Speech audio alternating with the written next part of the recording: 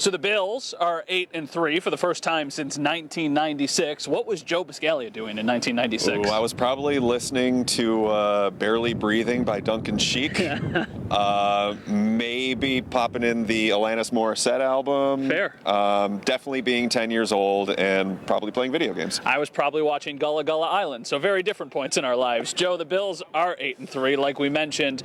This team, every week we question, hey, are they legit? Are they the real deal? But they keep winning games that, quite frankly, they're supposed to win. Yeah, they can't really control what's ahead of them. And the fact that Brandon Allen, who's probably the worst starting quarterback in the league, was going against them today. But, they handled their business. He had under 100 yards total today. Well, not total, 100 yards passing. The more impressive part was that they stymied the run game. Yep. Philip Lindsay, to me, was player. Yeah, definitely a good player. Was potentially a problem for them just because if he's able to get outside the edge, he's tough to stop. But the job that Tremaine Edmonds and Matt Milano did, especially, I think those two guys really did a nice job in thwarting what they were able to do in their run game. And that at that point in time, Noah Fant couldn't get going.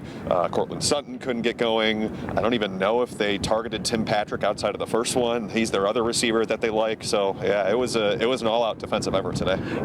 On offense, every week we're like, hey, Josh can't hit the deep ball. He can't hit the deep ball. Today he did hit the deep ball. He had one mistake with the interception. Yep. But overall, I thought it was a pretty good day for him. Yeah, it was solid, but not spectacular. But you also have to think that this is solid against a good defense. Yeah, this is a really talented defense. Their safeties are solid. Chris Harris basically canceled out John Brown for the majority of the game outside of that one play, except for the touchdown. Actually, John Brown should have caught a pass over the middle too. But I thought the key to the game coming in was short passing, Cole Beasley, and he was the star of the offense in the first half. When you see Cole Beasley doing what he was able to do in those short areas, taking advantage of a nickel corner that wasn't really all that good in Duke Dawson, I think that they were right to exploit that. And they were able to run the ball a lot better than I expected them to, because this Denver defensive line, they're no joke. Mike Purcell at nose tackle is really good, and then you got Derek Wolfe, Adam Gotsis, Shelby Harris, all of these different guys who are really talented and are good up front. But the Bills just, they pushed harder, really. That's what it boiled down to. I was talking to somebody in the press box before the game, and we basically said, as long as you win this game, like that's the goal, to win the game. They do it in convincing fashion, though, 20-3. And we've talked about before if we've learned anything about the Bills today. What did we learn about the Bills today? Oh, this was definitely a learning experience, more so than last week, because they actually went up against talent today. Denver, quarterback position aside, they are talented. Their offensive line kind of stinks, but outside of those two things, they've got a really talented wide receiver in Cortland Sutton, who Tre'Davious White shut down for all but one play.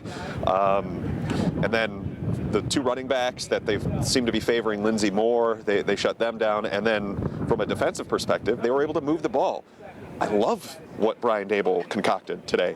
Same thing as last week, same sort of personnel. It was mostly John Brown, Cole Beasley, Devin Singletary, Isaiah McKenzie, Dawson Knox. Those were the core five yet again, and they went into no huddle. And the advantage to that is because if you're getting up to the line really quickly, then with Brian Daboll up top, he's able to communicate up until 15 seconds with Josh Allen. So you can diagnose things together if you want. Now, you don't want to over-communicate, but all the same, that's an advantage for you because you've got two different sets of eyes from two different angles looking at the play. So I really like what Daboll did, and even though it didn't result in touchdowns in their first two drives, 27 plays that moved the ball from basically the 10-yard line. If you go by the New York Times playoff projector, the Bills now have an 84% chance of making the playoffs as they sit at 8-3, but they have a really tough task, or at least so we think, coming up on Thursday against Dallas.